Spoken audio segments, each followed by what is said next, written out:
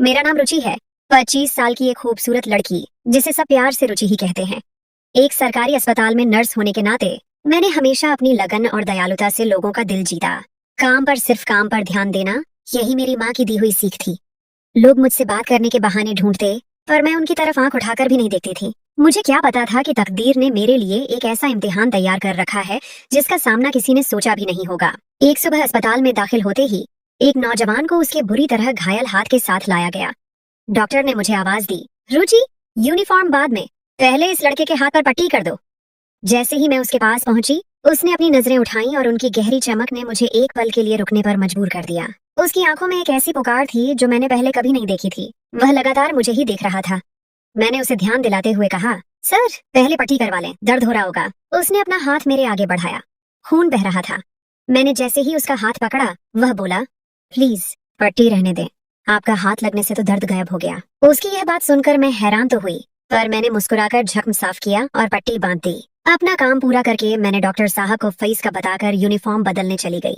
सारा दिन मैं अपने काम में व्यस्त रही, पर उसकी चमकती आंखें मेरे दिमाग में घूमती रहीं। छुट्टी के वक्त जब मैं अस्पताल से निकली तो वही लड़का एक सफेद कार में बैठा मुझे देख रहा था। मैंने उसे नजरअंदाज किया और चुपचाप आगे बढ़ गई। घर जाकर भी उसका चेहरा मेरी आंखों के सामने घूम रहा था, पर मैं घर के कामों में लगकर यह ख्याल दिमाग से निकालने की कोशिश करने लगी। वीडियो पर आगे बढ़ने से पहले यदि आपने हमारे चैनल को सब्सक्राइब नहीं किया है तो कृपया सब्सक्राइब करें और उसके बगल में घंटी को चालू करें। अगले दिन मुझे अस्पताल आए 5 मिनट भी नहीं हुए होंगे कि वही लड़का फिर आ गया।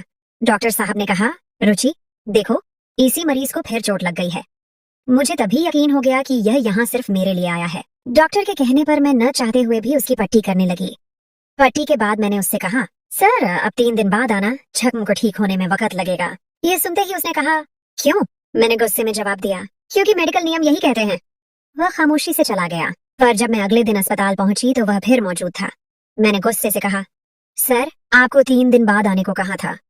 मेरी बात अभी पूरी भी नहीं हुई थी कि उसने अपना दूसरा हाथ मेरे आगे कर दिया। उस पर काफी गहरी चोट लगी हुई थी, जो देखकर मेरा दिल दुख गया।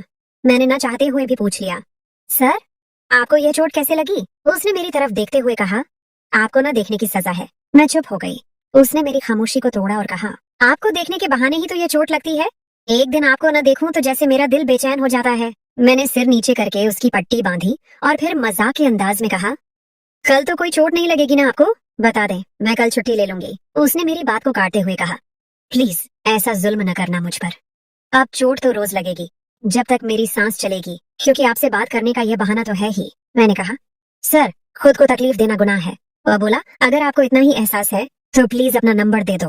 रोज सिर्फ मोबाइल पर आपकी आवाज सुनकर ही काम चला लूंगा, वरना मैं रोज यहाँ आपसे बात करने के लिए ऐसे ही खुद को जख्म देता रहूंगा। मैंने न चाहते हुए भी उसको इस शर्त पर अपना मोबाइल नंबर दे दिया कि वह रोज सिर्फ एक बार नमस्ते कहकर फोन बंद कर देगा। अगले दिन सुबह 10 बजे मुझे एक अनजान नंबर से कॉल आई। मैंने फोन उठाया तो आवाज आई, नमस्ते। मैंने जवाब में नमस्ते कहा और पूछा, कौन? वह बोला, मैं जतिन, जिसे पट्टी करवाने आना था। मैंने फोन बंद कर दिया और एक मैसेज किया, आवाज सुन ली आपने, अब चोट नहीं लगानी। फिर वह रोज फोन करता, नमस्ते कहकर बंद कर देता। कुछ दिनों के बाद एक रात उसका रात 2 बजे के करीब मैसेज आया, क्या आप जाग रही हैं? मैंने उसे कोई जवाब नहीं दिया, क्योंकि मैं सो रही थी। अगले दिन जब उसकी कॉल आई तो उसने नमस्ते कहा। मैंने जवाब देकर कहा, जतिन, आप शर्त भूल रही हैं। हमारी शर्त में सिर्फ आवाज सुनना था, मैसेज करना नहीं था। वह बोला, माफ करना, रात को दिल नहीं लग रहा था तो मैसेज कर दिया। मैंने कहा, रात को ऐसी क्या बात थी? वह बोला, बस आपका चेहरा आंखों के सामने था और दिल को सुकून नहीं था। इस तरह हमारी बातचीत शुरू हो गई और हमने करीब 10 मिनट तक बात की। फिर मैंने फोन बंद कर दिया, पर अब बार बार उसका ख्याल मेरे दिमाग में आ रहा था। छुट्टी के बाद घर गई। घर के कामकाज के बाद रात को बिस्तर पर लेटकर मैंने उसे मैसेज किया और उसका हालचाल पूछा। वह बहुत खुश हुआ कि मैंने खुद उससे बात की। अब हर रात उससे बात करना मेरी आदत बन गई। एक रात बात करते करते उसने कहा, रुचि, एक बात पूछूं? बुरा तो नहीं मानोगी? मैंने कहा, पूछो। वह कहने लगा, तुमसे बातें करके मुझे बहुत अच्छा लगता है। मैंने कहा, मुझे भी। वह हर रात प्यार भरी बातें करता जो मुझे अच्छी लगती, पर मैं खामोश रहती थी। एक रात उसने कहा, रुचि, क्या मैं तुम्हें आज एक बहुत प्यारा गीत सुना सकता हूँ? मैंने मुस्कुराकर फोन बंद कर दिया। वह फिर कॉल करता रहा, पर मैंने उठाया नहीं और सो गई। जब सुबह मेरी आंख खुली तो उसके बहुत से माफी के मैसेज थे। मैंने उसे जवाब दिया, पर तब तक वह सो चुका था। अगले दिन जब मैं अस्पताल पहुंची तो जतिन वहाँ अपने हाथ पर पट्टी करवाने आया था। मैंने देखा तो उसने जानबूझकर अपने हाथ पर जख्म बना रखे थे। मुझे गुस्सा भी आया और उसकी हालत देखकर दुख भी हुआ। पट्टी करते वक्त मैंने पूछा, ये क्या किया है? वह बोला, रुचि, तुमने रात को मुझसे बात नहीं की, इसलिए मैंने खुद को सजा दी है। मुझे बहुत दुख हुआ, न जाने क्यों मेरी आंखों में आंसू आ गए। मैंने उसका हाथ पकड़ा और दिल में उसकी तकलीफ का एहसास किया और बोला, जतिन, अब ऐसा कभी मत करना, मुझे बहुत तकलीफ होती है।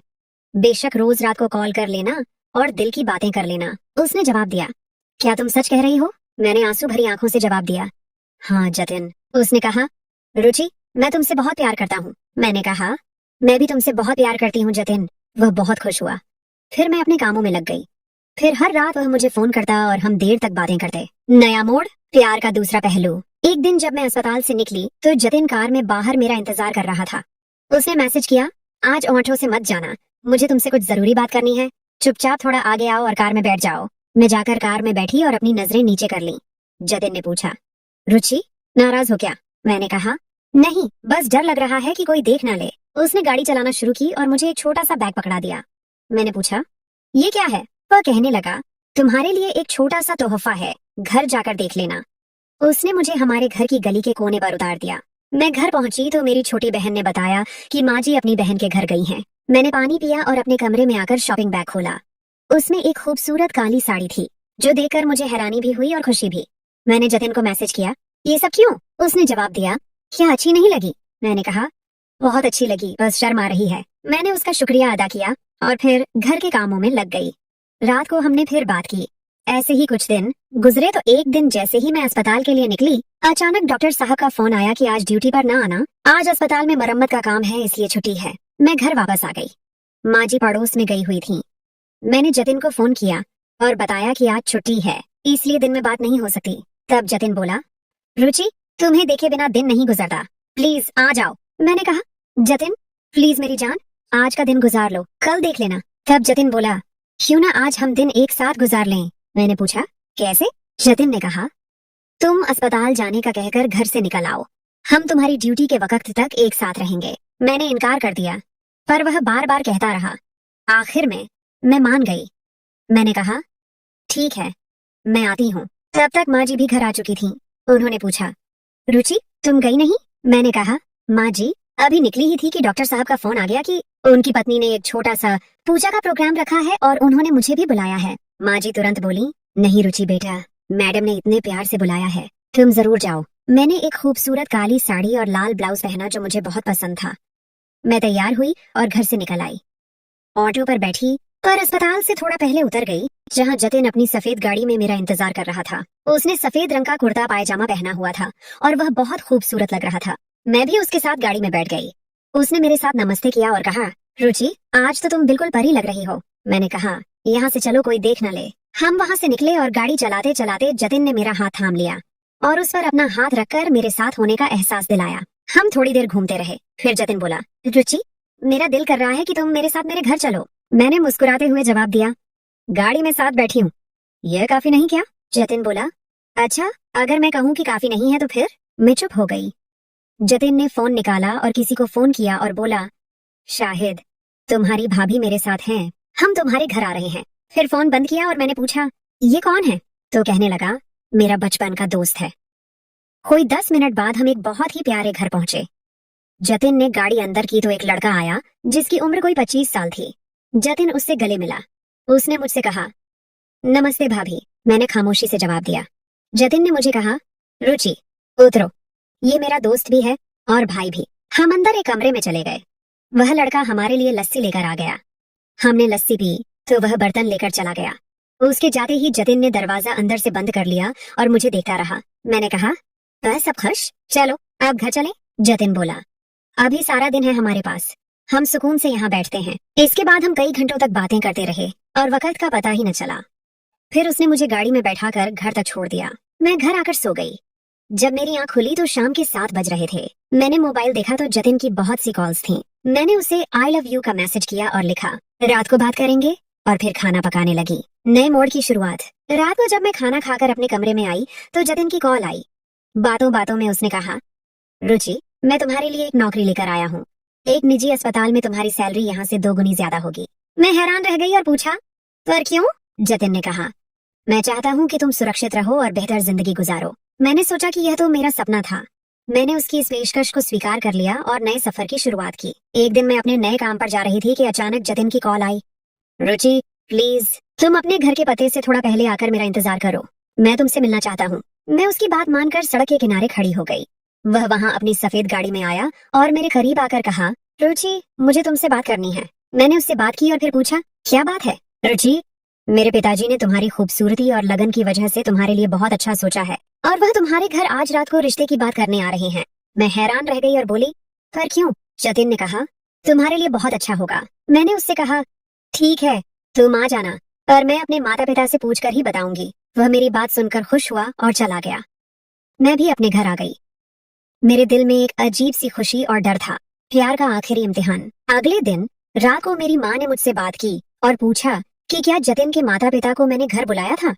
मैंने हाँ में जवाब दिया तो मेरी माँ ने कहा, बेटा, तुम्हारे पिताजी इस रिश्ते के लिए नहीं मानेंगे। मैंने कहा, माँ प्लीज उनसे बात करो। माँ ने कहा, तुम्हारे पिताजी नहीं मानेंगे, तुम ये रिश्ता तोड़ दो। मैंने माँ से इस रिश्ते को न तोड़ने की विनती की और कहा, माँ, मैं जतिन से बहुत प्यार करती हूँ। माँ ने जवाब दिया, बेटा, तुम्हें कोई हक नहीं कि तुम अपने माता पिता की इज्जत को दांव पर लगाओ। मैंने माँ की बात सुनी तो मेरी आंखों में आंसू आ गए। मैंने माँ को यह बता दिया कि जतिन मेरे दिल में हमेशा रहेगा। माँ ने मुझे समझाया कि जिंदगी में कुछ फैसलों को समझदारी और ठंडे दिमाग से लेना चाहिए ताकि कोई भी परेशानी न हो। मैंने माँ की बात पर गौर किया और सोचा कि मुझे इस रिश्ते को खत्म करना पड़ेगा।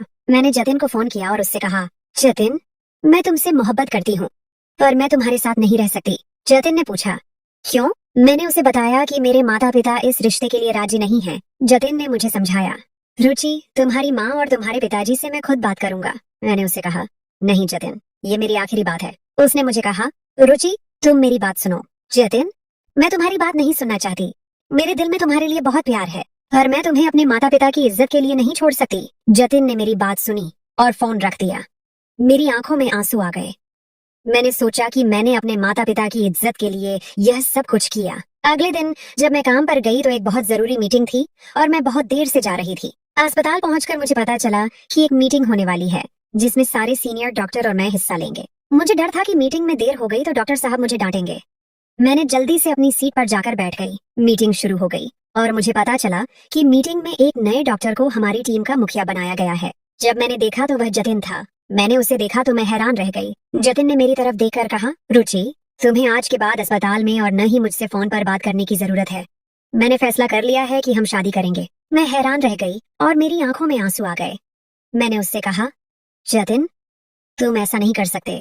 उसने कहा, तुम्हारे माता पिता की इज्जत का ख्याल मैंने भी रखा है और अब मैं तुम्हारी और मेरी मोहब्बत के लिए कुछ भी करूंगा। फिर जतिन ने कहा, रुचि, अब तुम सिर्फ मेरी हो। मैंने उसकी बात सुनी और मुस्कुरा दी।